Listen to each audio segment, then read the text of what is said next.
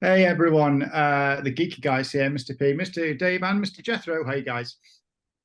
Hey, Hello. yeah, the whole team's here. I know.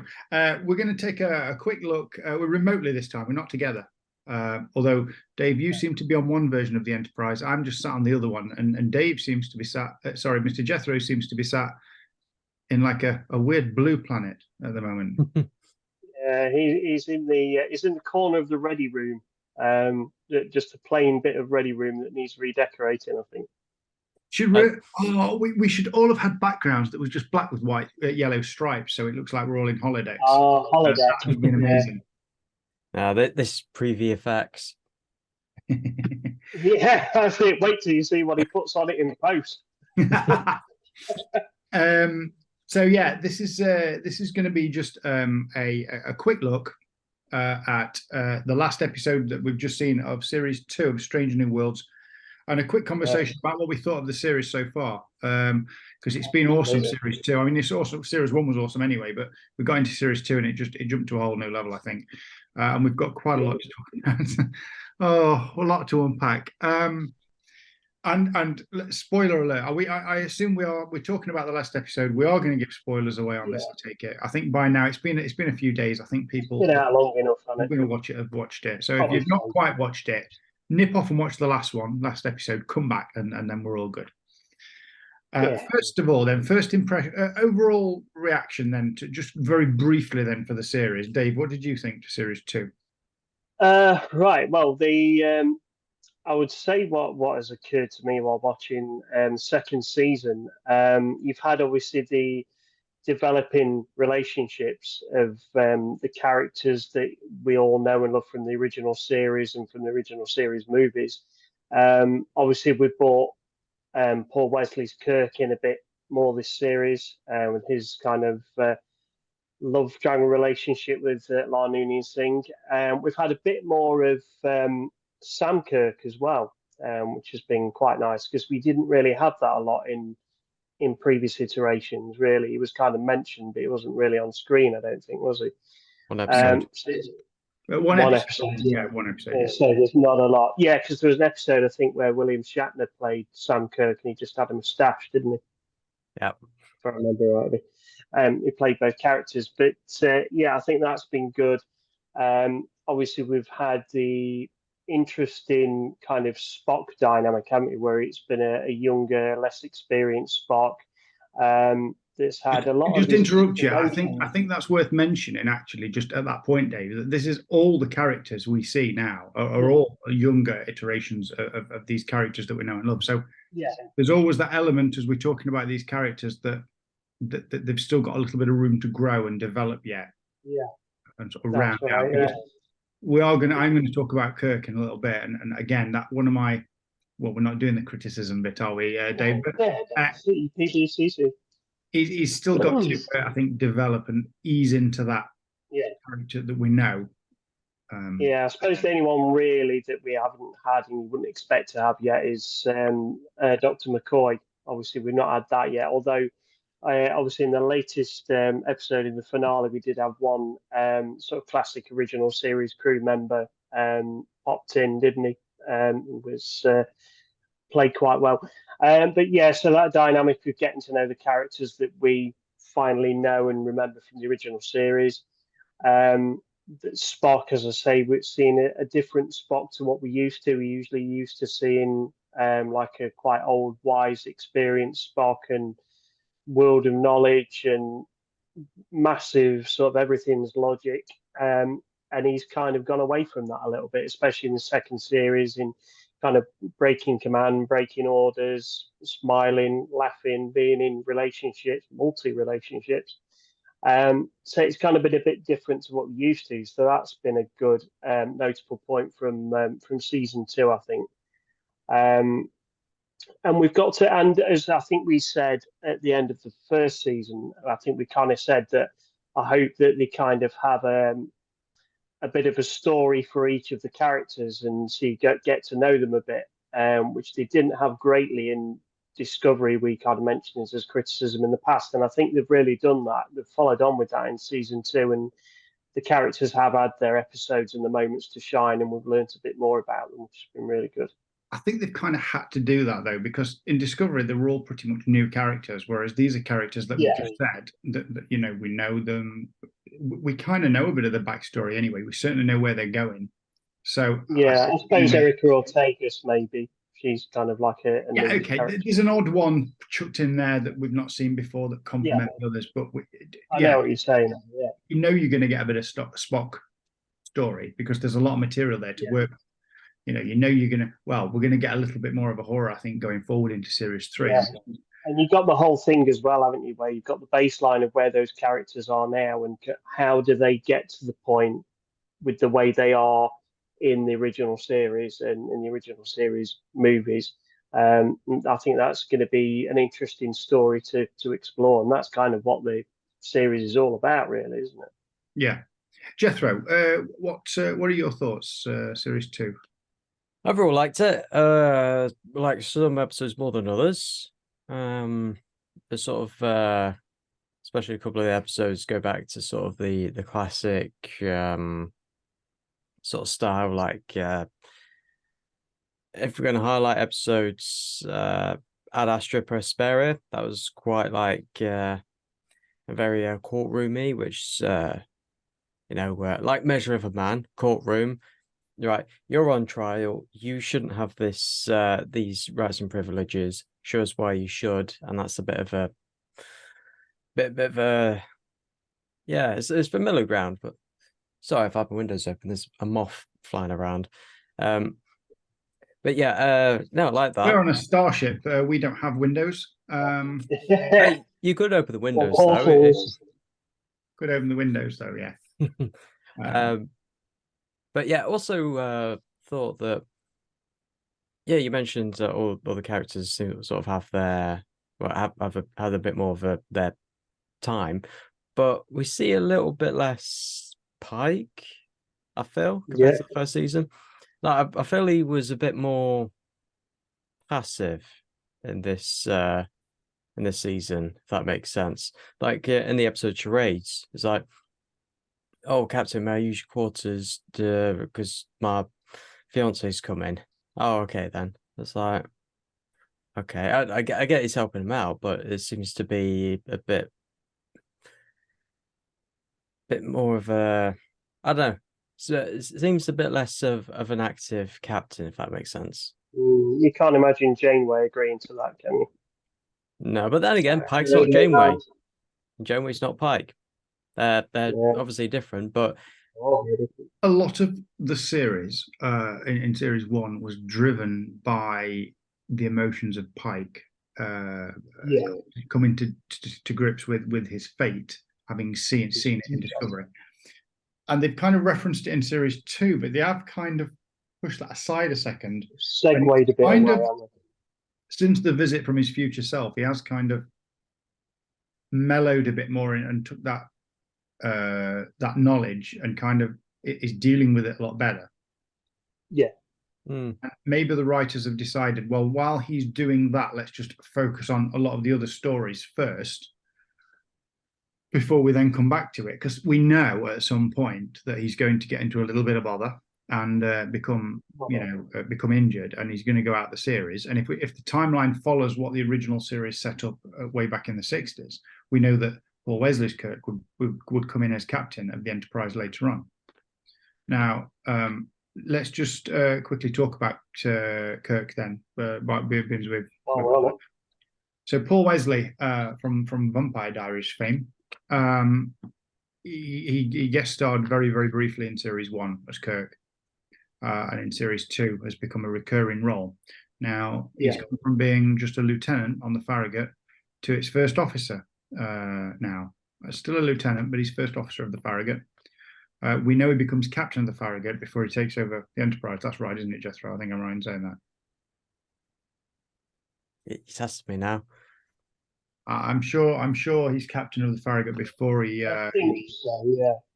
Back in the day, Alpha, all this knowledge, and I've got a bit old now, so young Jethro now is the repository backup of all knowledge for Star Trek. Now that's it. I'm just going to use Memory Alpha.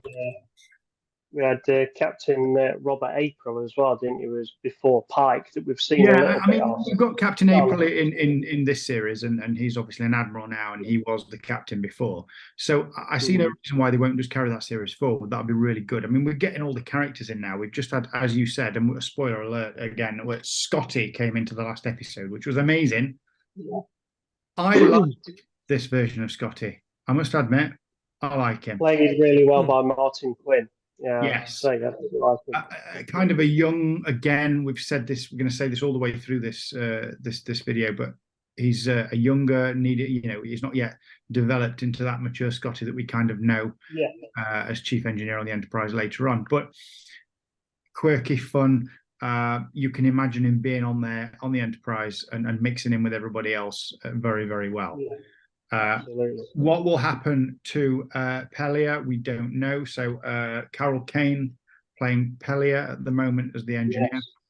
Yes. I'm not sure how I feel about her, actually. I don't mind her. She's fun. I think as a character, it's interesting to have this person that's like lived for a long, long, long, long time. This is going to sound really horrible. I don't know if it's just her voice that just after a while just starts to annoy me a little bit. Bless it. Yeah, and I think it's a little bit jarring as well with, like, obviously Bruce Horak, who's the previous chief engineer, the INOT, who's quite close to Uhura, to Celia Gooding's character. And I think it was kind of a shame in a way that he went out when he did. He was kind of becoming quite a well-liked, popular character on the show. But, I suppose you always have that. Then you always have deaths of like characters you love. It's going to happen, but it did happen. That the chief engineer is going to get replaced at some point because Scotty's got to become chief engineer, or is he got to at least join the crew at some point? We know target her back. Sorry, she got a target in her back almost. Almost. I mean, the Doctor needs to be replaced. McCoy's got to come in at some point. But we know Babenga is in TOS. Yes, he is. Yes, he's not obviously the Doctor. So whether it's a case that he then moves away and treats for Pike, maybe. I don't know what they're going to do story-wise. It's just me guessing. And whether then Kirk brings his old mate Bones in to be the chief medical officer later on. I mean, we don't know how far they're going to take it, do we? This is the thing. Well, I mean, let's talk about that a second. Where do we think they're going to go with it? Do we think we're going to get? Me and Jethro talked about this the other day. How long is it going to go? We're on series 2. That we know they're doing a 3. Most of it's been filmed, not all of it, but they're in the middle of doing 3. Obviously, there's a few issues at the minute in Hollywood, which we're not going to talk about today. But 3 definitely is going to get made. I can see it going quite a while. I think. Did you say? I think it's not. Was it 5 you said, or at least 5? At least 5, I think you said. Yeah. With Pike, because that was the conversation we had. Where's it going to go with what we've got sort of now? I know it's going to grow and develop with Pike at the helm, as it were. When's it going to sort of transition? Will it transition into Kirk? That's the question. Are we talking at the end of Strange New Worlds? Well, will they change the title of the show, or will it remain Strange New Worlds with Kirk being captain? Personally, I think Strange New Worlds, it started with Pike, it will end with Pike. That doesn't mean that probably won't continue it, but I feel that we know Pike has an end. I think we're going to see it. So we're going to see the end of Pike, where he has to leave the Enterprise because of the accident or whatever. Strange New Worlds will end, and then we might get another series. Let's call it To Boldly Go, which will be the new one with Kirk. Do you think they'll go that way and actually give us the To Boldly Go with Kirk? And I think there's a good chance. I mean, that's just my working title, obviously. But down the line, if they call it To Boldly Go, me and Dave are going to sit here and go, we called it. Yeah, we'll refer back to this video and claim credit. But I wouldn't be surprised if they do. And especially with the fact that the casting that they've done so far has been spot on and been really good. And people have really liked it. And they've fitted into the roles well, and the writing's been good enough. I don't see any reason why this should stop. And there's always been this thing of, if you could do some of those original series stories now more updated, it'd be so much better, and you could do more with it. So I think if the money, I think the appetite for it will be there, the want for it will be there.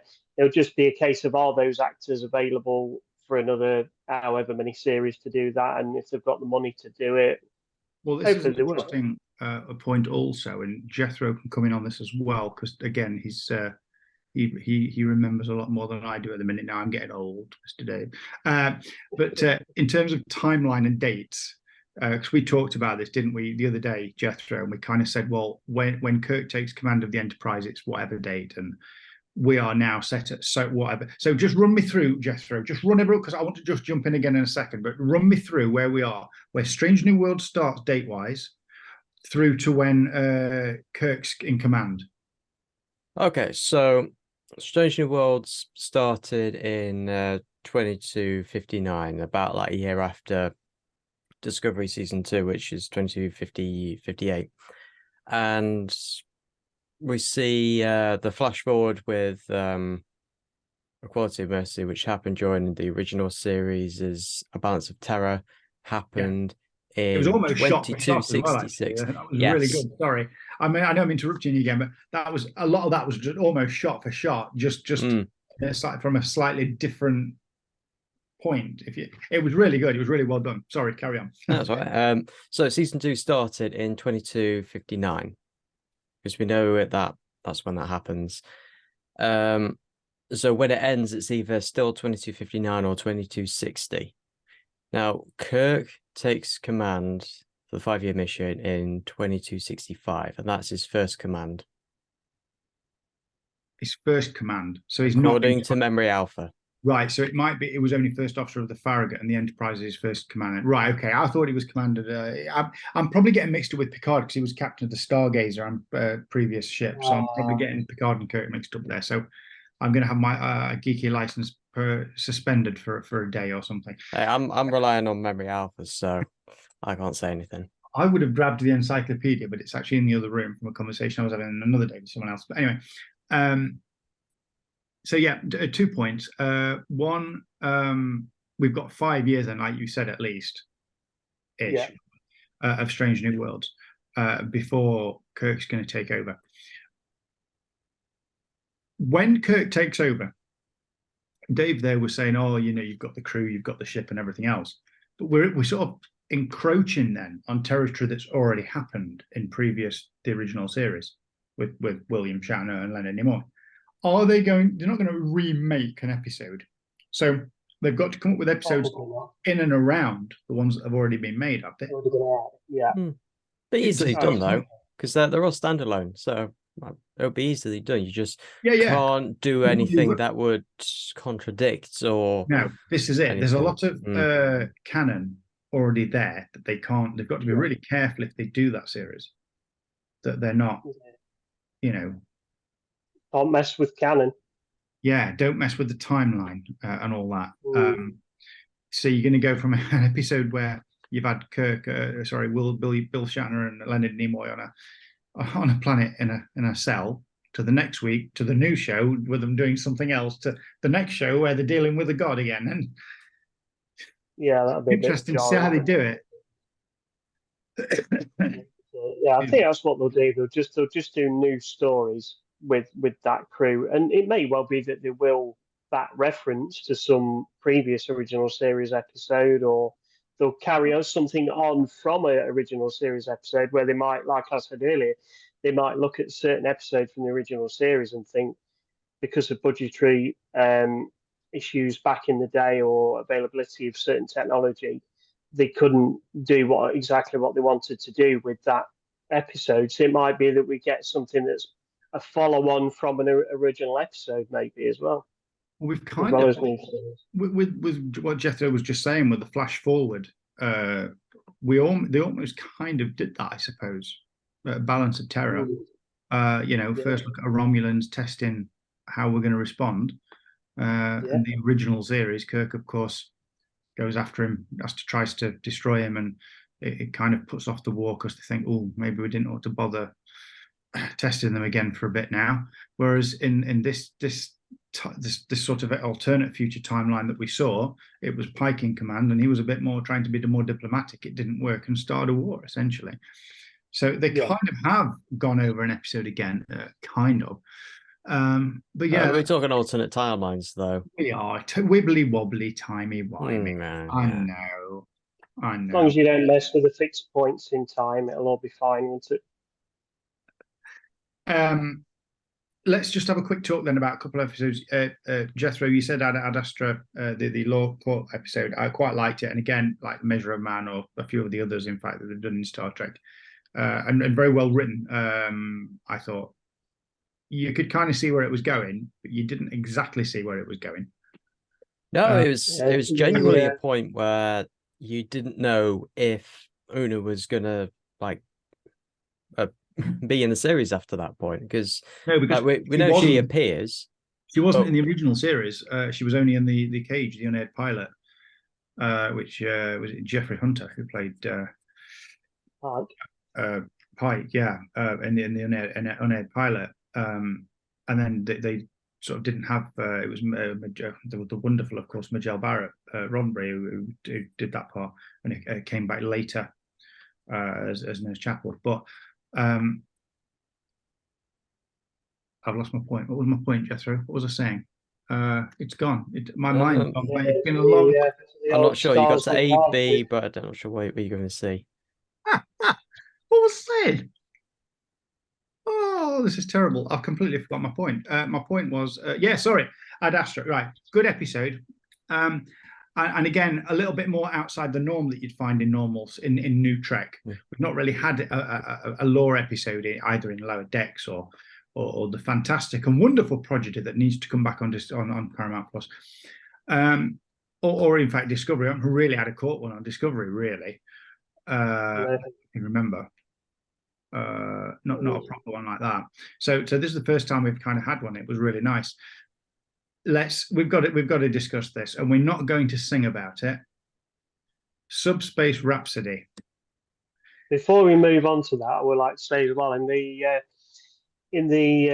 Ad Astra episode, it was quite a nice one for Robert April to come in and have a bit of time and get to know a little bit about him as well, played by Adrian Holmes.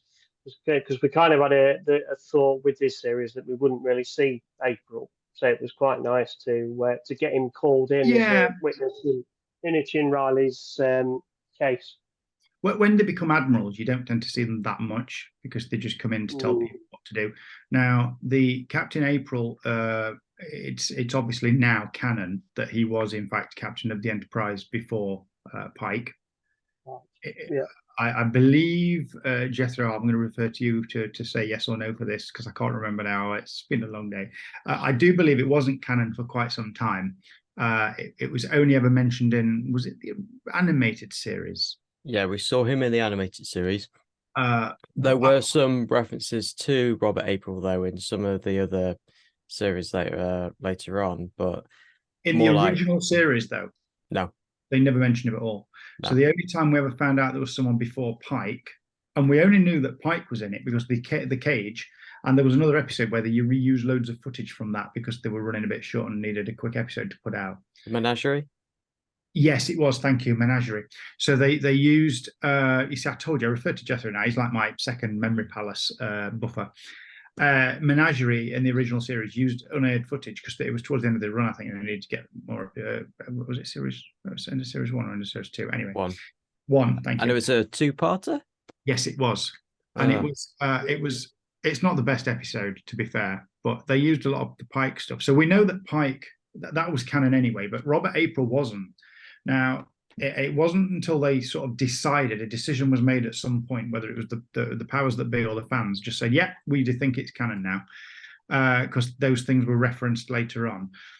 But anyway, that's nice that he's there. And you could go the whole hog and say, well, why can't we have a flashback to when he was captain of the Enterprise? We might get one. You never know. They're likely to do it. We might get a flashback. Who knows? So yeah, it was good. Yeah, you're right, Dave. It was good for that. And he didn't have to sing because he wasn't in the episode Subspace Rhapsody, which, if people haven't actually seen it yet, if you're a big Buffy fan, there was a special of Buffy called Once More with Feeling, where a demon makes all the crew of Buffy, makes the team of Buffy sing their feelings, and it was quite critically acclaimed, and they released the album and everything. And since then, other shows have done it too.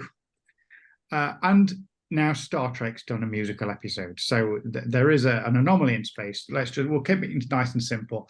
An anomaly in space, which goes a little bit wonky and starts causing everyone's emotions to come out in song. And some kind of quantum probability field or something, isn't it? Yes. Yeah. Wow. Although I think a probability field, isn't that from Hitchhiker's Guide to the Galaxy? The improbability field. Oh, improbability field. The improbability field. Hold on. Improbability drive is from Hitchhiker's Guide to the Galaxy. Anyway, the point is that we get to see that some of the cast are okay at singing. We'll be nice and just say okay, but some of them can really belt it out.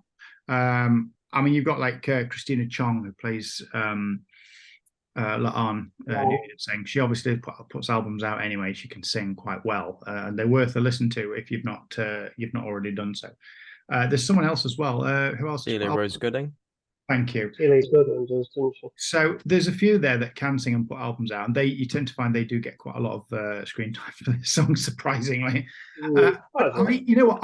When they said they were going to do this episode, I was very unsure. It was very much, is this going to work? It kind of did, and I think I'm gonna sort of echo. I think it was your thoughts, Jethro, when I asked you, which was, what did you think? And I think it was a case of, I really enjoyed it, but I'm just glad they don't do this every week. Was it you that said it? I can't remember who said it. I don't remember saying that. It must have been someone completely different I was talking to, but never mind. Yeah. Whoever you are, well done. You're right. Yeah, I agree. I really love the episode. It was fun to watch. I'm just glad they don't do that every week. I think it's just not quite Star Trek, is it? It was all right for a little gimmicky episode, but I don't. Yeah, it might actually. You know what? It might not have been someone I was talking to. I think it might have been a comment from the Trekkie girls when they put a post out. I think they commented on it and said that on one of the posts they put out, and I agree with them. It was fun, but I wouldn't want to see it every week. No. As a gimmick, to have the crew do something just completely out of character. I mean, we've had Patrick Stewart on the Bridge of the Enterprise quoting Shakespeare to Ferengi. It's fun when these little moments happen. You wouldn't want it all the time, but when it does happen, it's just hilariously funny. Let's just mention the Gorn. I think that's very important. Oh, before we do that, yes. What are your thoughts on dancing Klingons? Dancing Klingon. Now, yes, we did talk about this. You did mention this. In Subspace Rhapsody, we get it's all going along quite nicely, and they're singing and dancing a little bit, and we find out that this field's extended out to all the Federation ships that are connected. Now, Klingons are coming. They're gonna make it go boom, and you think, it gets crescendo, herald them out, and then they come on, and then they start singing. What thoughts and feelings? A little bit jarring, I suppose, isn't it? Just got Worf in my head going, I am not a merry man. They had to do it. If you're going to talk to the Klingons and this field's in place, they have to sing. And let's face it, you can't beat a good Klingon opera. They can sing. It's canon. It was an opera, though. It wasn't opera. I'm just saying that Klingons can sing. That's canon. However, I don't know.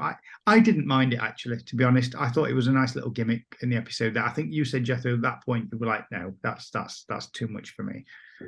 Yeah, I don't mind a bit of a good old Klingon war song. That's always good fun, isn't it? But, drunken war songs with blood wine, it's fine. War songs with wine, yeah. I don't know. Klingons are always singing, though. That's the thing. So it wasn't a stretch to put them in a musical.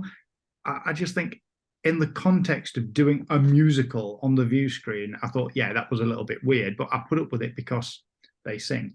We're not expecting K-pop, though, were we?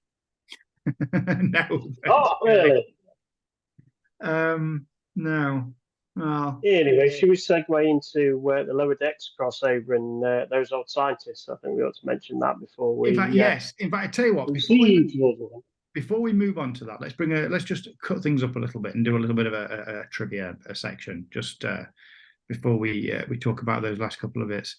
I hope it's not time for Geeky Guy's favourites because I've not prepared one. You told me you had. I really haven't, not this time.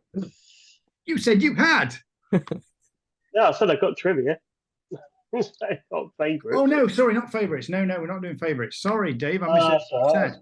No. We thought for nostalgic purposes we'll pull a feature from one of the shows we've done previously into this review, just for a bit of a giggle. So it's called Geeky Guys Did You Know, and it's where we all pick a piece of trivia about the topic we're talking about. In this case, just Stranger New Worlds. Let's make it nice and simple, and we just tell each other what that trivia is. So I think just one each, just to see, just to put something out there that's interesting. I think I will go. If you want it. I will go first, and the reason I'll go first is I like this. The last episode, which we're going to talk about in a few minutes' time, called Hegemony. They're on a planet that's made it look like sort of Earth, sort of early 20th century Earth. And it's actually, the colony town was filmed in Pickering, Ontario, and it's also where they filmed the location for the series Reacher in 2022. And I thought that was really interesting because until I read that trivia, I didn't recognize it. And then when I saw it, I was like, oh, of course it is. Because I loved Reacher. The series was really good. And yeah, they filmed it there. I thought that was rather interesting. That's my Geeky Guys Did You Know?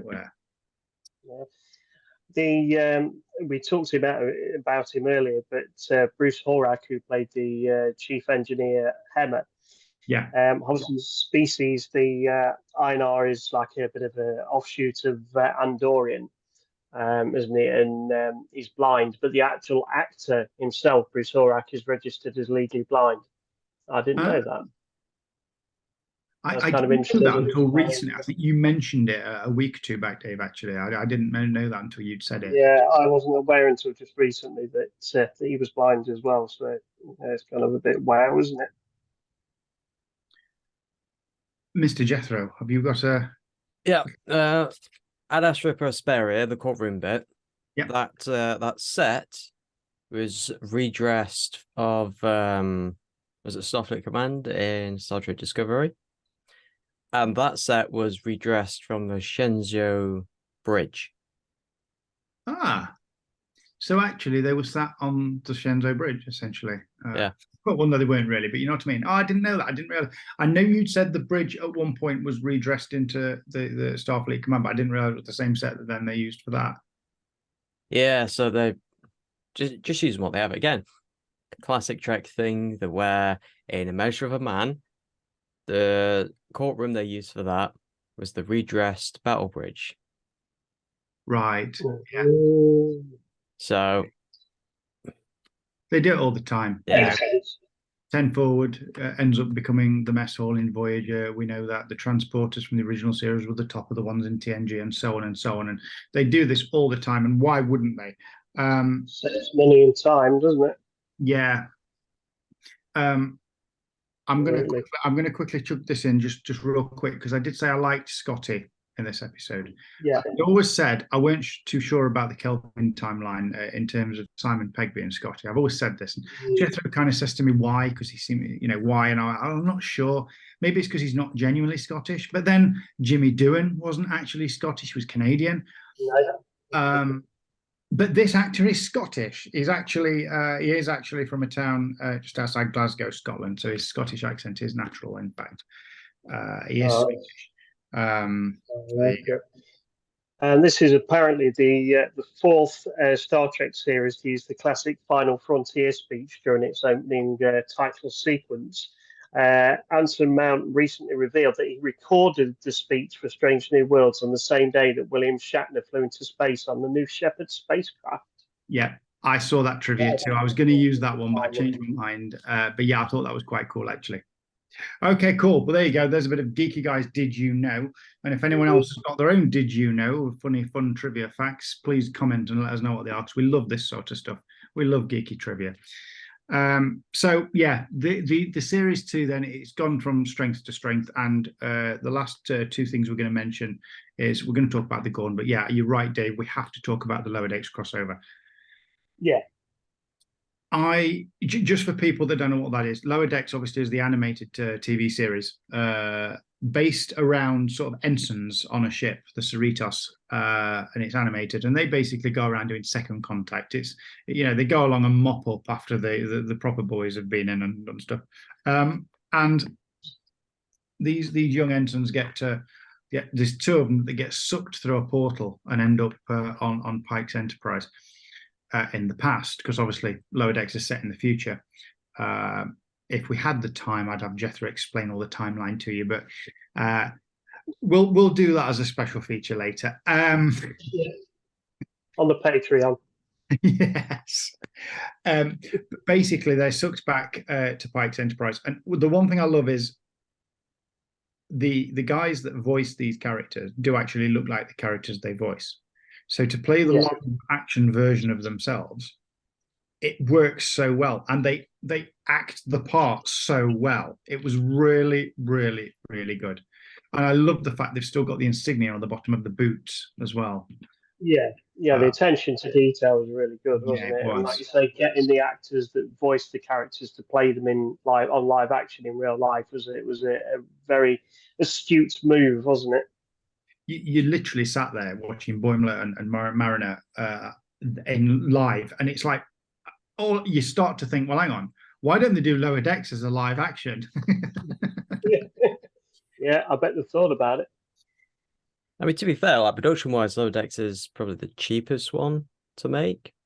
Yeah. So, also, speaking of which, are we going to get another season of Lower Decks later this year? I'm not actually sure. I think I may have seen something somewhere about a new season being on the way. I think there is one in production, I believe. So Strike's willing. It's green lit, I think, is probably the best way to describe it. Is it green lit, I think. I mean, yeah.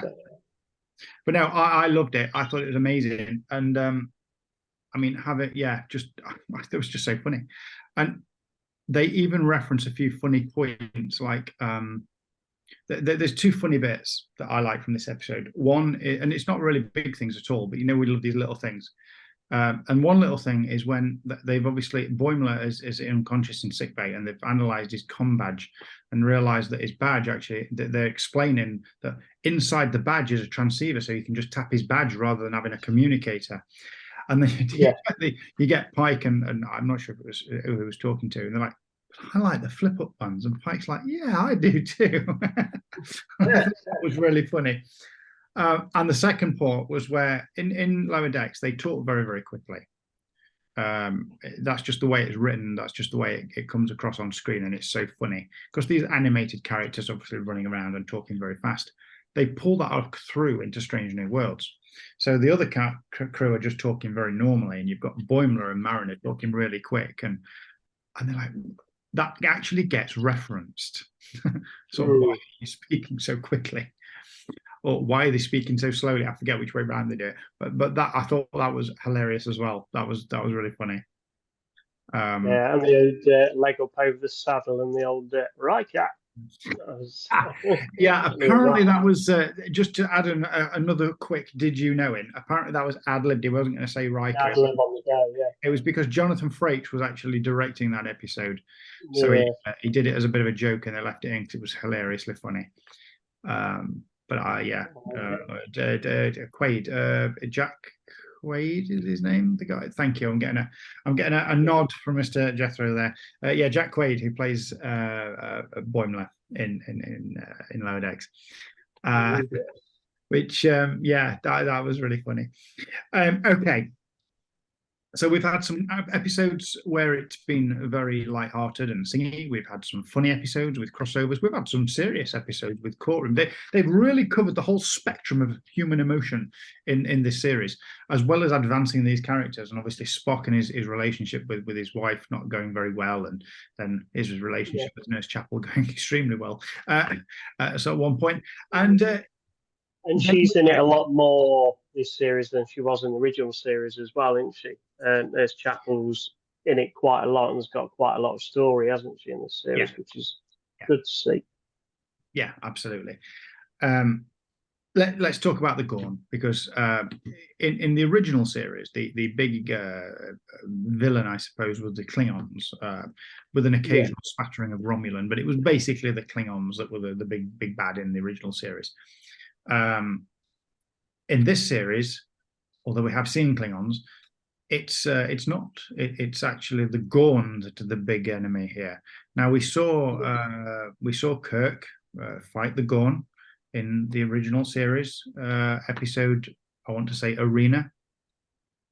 Yeah, I'm getting a nod from Jethro. Thank you. Filmed expertly, of course, up in North Hollywood at Banquez Rocks, which they've been and filmed quite a lot of Star Trek at, as well as the series Roswell, TV series Roswell, and lots of other things. But yeah, that was and it was basically this big rubber green suit made to look like a bit of a lizard type character. Now we get this fantastic CG where we can see the Gorn, we can see that, and they can really do it justice, and they really have. I think as an alien, it's nice to see an alien that's not a walking around humanoid talking to you properly. You know, it's gone a very little visceral, isn't it?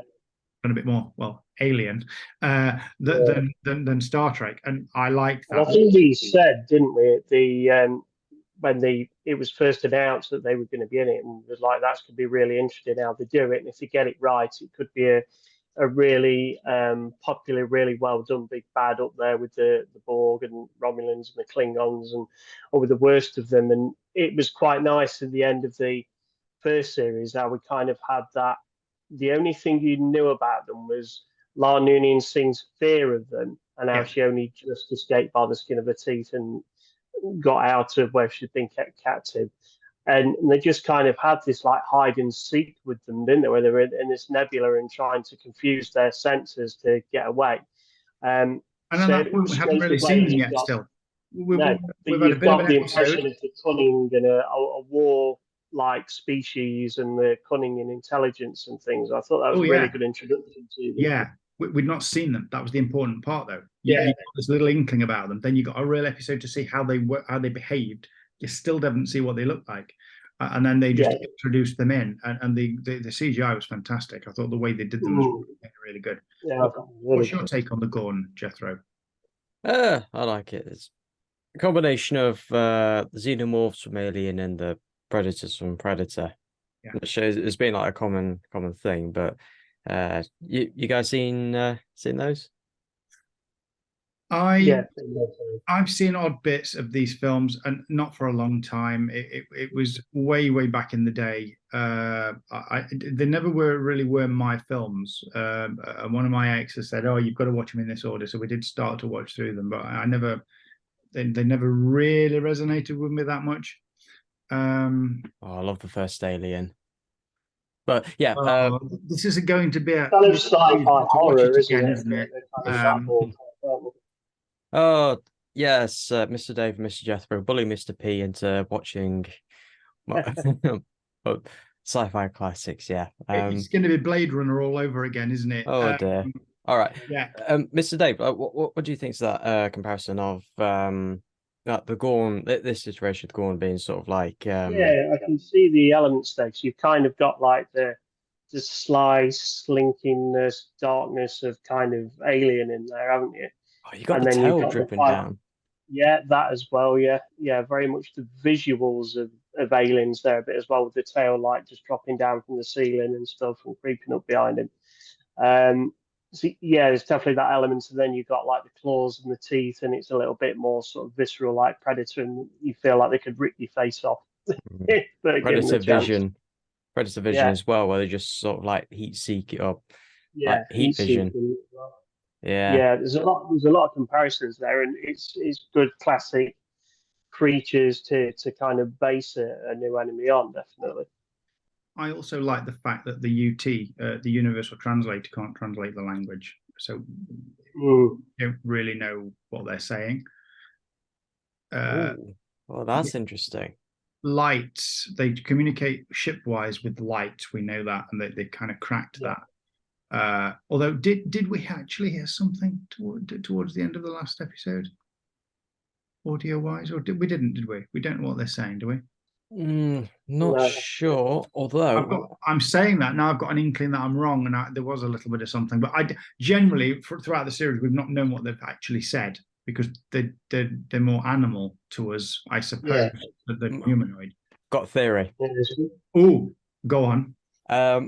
In the Enterprise episode In a Mirror Darkly, we see on the Defiant that there is a Gorn on board. And they successfully use the Universal Translator. But that is a Universal Translator from 2268. Yeah. So that is that 8 version years of removed. Constitution class ship is more like the Kirk one we see later on. Well, it's timeline wise, it's like 8 years later. So at this point, we don't know what the Gorn are saying. No. Is that going to be a technological development later on in the series when we see more and hear more from the Gorn? Are they going to be like, right, we've maybe Uhura like cracks the Gorn language and like this is what they're saying, we can understand them, and so maybe Uhura cracks the Gorn language, The beauty which is explains that Universal Translator scene in A Mirror Darkly. So that does not make they don't it have to do that though, because that was in the Mirror universe. So they could. But no, the Constitution class, the USS Defiant was the prime timeline Constitution though. They pinched it from the other. Yeah, the Gorn and no, the Tholians took the Defiant from the prime universe from 100 years previous into the 22nd century. So the Defiant and the Gorn were from the prime universe. Ah, I didn't realize that. Okay, fine. So so actually no. So they had done it then. Yeah, I was going to say they could get away with it story vehicle wise by saying that it was a different universe, but no, it's maybe not. Yeah, so it sounds like that could be something that they can develop going forward, and I suppose it would explain kind of going forward why there isn't sort of the run-ins with the Gorn so much later on, and why things seem to be a bit more settled between the Federation and the Gorn. So maybe there is some sort of peace treaty that's signed that we've not covered yet. Yeah. Well, they're not written about at all. I mean, but from the original series, they never explain why we never see the Gorn again. They just never bring them up again. I mean, it could be that that's one of those Star Trek episodes with this version of Kirk, Paul Wesley, where he comes into contact with the Gorn and something happens, maybe where a lot of them get wiped out or something, and there just aren't that many of them around. They could really go disaster route, couldn't they? They could do Praxis all over again. I don't know. You know, they could do the Kelvin timeline, blow up Vulcan, and just do it with the Gorn. Who knows? Very true. I mean, in the obviously, I've read a few of the Enterprise novels. Like that goes forward a few years after the end of the Enterprise TV series, and they actually have a run-in with a alien species called the Mutes. And they have an issue with them where they don't know much about them. They don't know where they're coming from. They're just coming in and attacking Federation ships and space stations, and then they're attacking other species as vessels as well. And they have to kind of come together to try and understand them and try and form some kind of common language, common communication with them. So that's kind of a little bit similar to the situation they've got with the Gorn, where it's just kind of against each other and not a lot of understanding. The beauty is there's nothing that much written about the Gorn after Arena, really. There's nothing really there. They're not really referenced, so they can pretty much do what they like. We know they're present in the times of DS9 because there's occasional references, and they signed a non-aggression pact with the Dominion when they into the Alpha Quadrant. Yeah, so they can't wipe them all out completely. but maybe there's a reason as to why they're not all of them. They just keep themselves to themselves after that, or I mean, it's a big universe. It's not like we can't explain that away in just a sentence, really, I suppose. But let's just bring it back then. So the Gorn, we leave series 2 on a cliffhanger. We're not going to say what that is, just in case people are still watching, listening or watching, and you've not watched it. But we do get a cliffhanger, and it's a very good one. And we're going into series 3. Me and Jethro did have this conversation. How are they going to do that? Are they going to just start and go flashbacks to what happened, or are they going to go right to the action and see what happens next? Now the continuation. Yeah, we don't know. We don't know. Previously on Strange New Worlds. We don't know when they're going to carry on filming series 3 at the moment due to the strike action that's happening in Hollywood. It's going to be delayed, isn't it? More likely. But you know what? It's going to be bloody awesome when we actually get to find out what happens next. And there is going to be 10 episodes in season 3 as well. I did check that earlier. So we've got the same amount of episodes again in season 3. I think with the popularity this show's got at the moment, and the strength that it's going to, I'd be surprised if they would have done anything less. And I think one of the big sort of takeaways from, I mean, not just this series, but last series, but they're probably built on it this series, is you kind of do feel that relationship with the crew and with the actors, don't you? Like you did with TNG, like you did to an extent with DS9, like you did with the original series.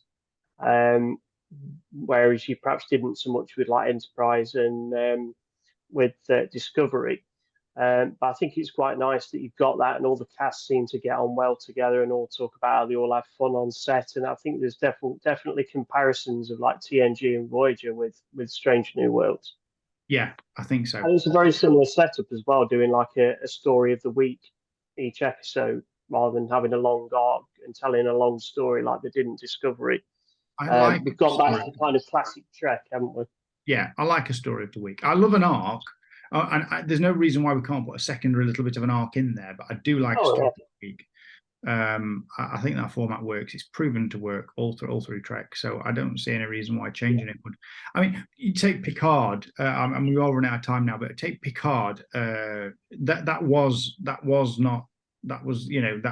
serialized. You went through it and you followed the story each week, and it built and built and built and built. They weren't standalone, but for that it worked. Worked for that, yeah. Definitely. Worked for that. That's what it was designed to be, and that did kind of work. And there are bits that run through, but yeah, you do get the story of the week, which I like. It'd be interesting to see. I mean, I don't know if this is going to go out before, but whether it goes out before or not. But coming up this weekend, we've got Destination Trek, which is a big convention in the UK, and both Jess Bush and Christina Chong, who are Nurse Chapel and La'an Noonien Singh respectively, are both there. That's going to be interesting. I don't quite know what they're allowed to talk about, being as the strike action's on, and what they can actually interact with. But if they can talk about the show, it'd be interesting to see, like you say, what their stories are from on set and things. Yeah, it's been quite good. If we get some of them free talks, we can have a look at. So just to summarise very quickly then, Jethro, final thoughts about Strange New World so far, and what you hope to see coming in series 3, maybe. What are we hoping to see? A little bit of like language stuff with the Gorn, because A, there's probably a good story in it, and B, that would help with canon in that. And secondly, I think I said this before, but the Ponfar with Vulcans, it's every 7 years, right? Yes. Now, we first saw it in the original series Amok Time. Now, I believe it's set in, it was either 2267 or 2268. That means that if season 3 is going to be in 2260 or 2261, that's going to be around about as Ponfar time. So going backwards to the one previous. So we're close. We're within a year of Spock's Ponfar. So at least Series 3, if not Series 4, we're expecting that to become a thing. Well, based on all the stuff that's happening with his wife and with Nurse Chapel, who knows? It could be in Series 3. Yeah, that's an interesting point, actually. And it's nice that we've got this reference because we're going back. We know kind of where they're going, but also we can do these calculations and go back and say, well, actually, that's going to happen around this time. And that's that's interesting because it's not been written where it was before. Although we know the year, there's been nothing about it, has there? So we're writing it now for the first time. Interesting. I think quite nice in this series as well, where we've not really mentioned the ships. Like we've had a few episodes where they've had to use a shuttle to get out of a situation. So we've had a bit of shuttle time, which has been nice, which is always good. But we've also had them coming into contact with like the Farragut, the Cayuga, the Kelsey May, which has been really nice as well to kind of extend the cast and extend the part of the universe that they're in to bring those other ships and cruising as well, which has been really good. The Crossfield class. Mm. Oh, no. Yeah. Don't get Jethro He's started. still mad about that, isn't he? Don't get him started. Crossfield. Well, it was about half a Crossfield, so I guess they're just rounding up, weren't they? Pretty much. Quick, Dave, tell me, what are your hopes for Series 3? Seriously, I hope that I mean, it's difficult with, obviously, we've talked about, obviously, like the timeline and stuff, and we kind of know how much time we've got between now and when things we're already aware of happen and where certain characters are going to. Certain characters will come out, certain characters will come in. So it's very difficult because you don't know the pace of how they're going to do that. But I think it kind of been nice to have another season where it's the current crew as it is now. Maybe they can have, bring Mark Quinn in a bit more as Scotty. We can perhaps see him a bit more either on the Farragut or on the Enterprise. Would be good. And just kind of continue the stories of the characters that we've already got. Obviously, not, as we've said before, not going against the canon. The information, the content's already out there. But yeah, just nicely, slowly moving towards Kirk taking over the Enterprise. I don't think we want to get there quick. I don't think we want like 3 episodes next season, then it's Kirk and McCoy and Scotty. I think that'd be a bit crazy. But I think another season of kind of as you were ish. I agree. I think I agree with you completely. I think ease in the other characters that we've already just been established. Montgomery Scott. I mean, he's only an ensign, I think, is he? I mean, as lieutenant. No, he's an ensign, isn't he? Lieutenant junior grade. Lieutenant junior grade. So, I mean, he becomes lieutenant commander by the time we see him as chief engineer on the Enterprise and then maybe commander, but I'm sure he's lieutenant commander at one point. But yeah, it'd be nice to see him, even if he joins the crew as like a lower lieutenant, a junior grade lieutenant to start with, and helps out occasionally. That'd be nice. But I agree. I'd like to see them carry on a little bit more. I think I don't want to rush getting to where we. I think that's the worry is to rush towards that. Kirk, Spock, Scotty, Bones. I'm quite happy if we don't see Bones for another series. Let's not rush things. But also, I think I'd like to see a few more planets. I think. Actually go and visit a few ship episodes this series, so a few more planets where we actually go and explore a little bit, as in go and help solve a problem rather than like rush in and try not to start a war. Let's just go to a planet where there's a problem, we need to investigate and help a little bit and see a few different civilizations. That'd be quite nice. Treading very carefully along the lines of the Prime Directive and all that, of course. In fact, that's a good point, actually. Is there any kind of alien species that we're already aware of that you'd like to see that crew deal with? We've kind of already had Klingons a little bit, Romulans a little bit, Gorn. I don't know, is there anybody else? The original series was quite good at sort of just pulling out weird, random, fantastic characters, and it was the 60s, so it was all like, power of the gods, that kind of thing. I don't think we should go that way. But take Voyager traveling back home, just sort of saw a lot of planets and a lot of different civilizations, and would help them with odd bits and pieces as they came past. I'd like to see them do that with some maybe new races that we've not seen before. The Federation in its heyday, at the height of its, let's say the golden age of Trek, sort of DS9, TNG, you've got a minimum 150 member planets. Yeah. When you look at documentation, you don't even list 150 planets. So it'd be nice. We can make some of those up. We can see some more of those that maybe start to become members of the Federation later on, and we can have some new aliens in. And it's not new, because you could say, yeah, but they're there, they're just not written down. So it'd be nice to see a few different planets go along, help them out, and see a few different new races that we've not seen before. That might be nice. What would you thought be about Q coming into an episode of Strange New Worlds? Would you like to see Pike and Q? I don't think so. I think we should leave Q where he is. I think the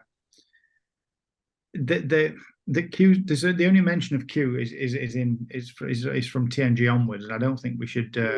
I don't think we should start going back and saying, yeah, but he was there, but then he wiped their mind or anything like that. I think we should. He did have a character, didn't he, in the original series that Q was based on later? Yeah, like a Civil War soldier type. Trelane, yeah. Yeah. He never said it was Q though, did he? And I think maybe bringing a character like that in, maybe somebody from off field, a little bit off center. In the Lower Decks crossover, like Boimler just shouted Q just out of surprise, and Mariner said, "No, don't mention that. They haven't met him yet." Yeah, okay, they have a little bit of a Trelane thing, but yeah.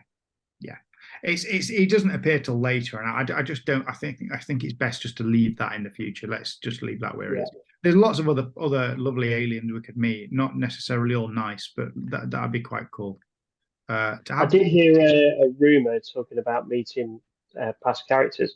I did hear a rumor that there was a little bit of talk about maybe they could get Scott Bakula as Admiral Archer, because obviously they've already mentioned the NX-01 and the piece of the NX-01 on the ship that they had to use during this series, for his compounds.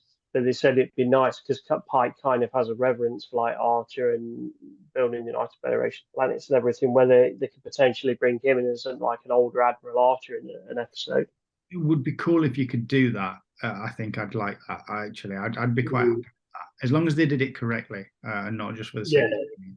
But I don't think Scott Bakula would come back just for the sake of doing it. I think it'd have to be a good story and it'd be a nice, homage to Enterprise, and that would be nice because it would be tipping of the hat from the makers of Star Trek to Enterprise, which, let's face it, it was doing very well. The ratings were very good. They just got to the point where they didn't like it and they canned it off, and I think that was just a bad idea. But hey, we'll love to see that though. Yeah. Unfortunately, we have come to the end of the time we've got tonight, gentlemen. But let's face it, it's been quite fun talking about this because it's the first time we've all sat down and talked about Strange New Worlds in this much detail. And with this series, of course, as well, we've all looked into it quite deeply and done reviews for the episodes, and really dug a bit deeper into it than perhaps what we normally would, maybe by doing that, by reviewing absolutely everything. I'm really excited about what they're going to do for Series 3. I think it's going to be really good. And I mean, I just started a rewatch of Series 2 with a friend of mine. And it's one of those where I've started watching it. I can still rewatch them and really enjoy them. I think the production, the writing is so good that you can still do that. I think that's one thing about this series. They're very rewatchable episodes, aren't they? Which, you could kind of say about DS9 and TNG and Voyager. You can stick them on every so often. They're always quite entertaining, aren't they? I must admit, I have not yet put the album from Subspace Rhapsody on in the car yet. However, myself and Mr. Dave will both be going along just for the day on Saturday to Destination Trek. And we're going to drive there just for the day, aren't we, Dave, to go and check it out and see what it was like. Yeah. So I think we may have to play it on the way. What do you think? Let's put it on in the car on the way and blast some Subspace Rhapsody tunes out. You're going to sing, right? Well, I'll be focusing on the road, of course, Mr. Jethro. I'll leave the singing to Mr. Dave. Yeah, might be a good idea. Maybe not. If you've got any comments, fun trivia, or you want to make correct me on anything, because I do sometimes make mistakes, please make sure you comment. Don't forget to like and subscribe. Thank you so much for watching or listening, depending how you're receiving this. And yeah, we'll all see you very soon.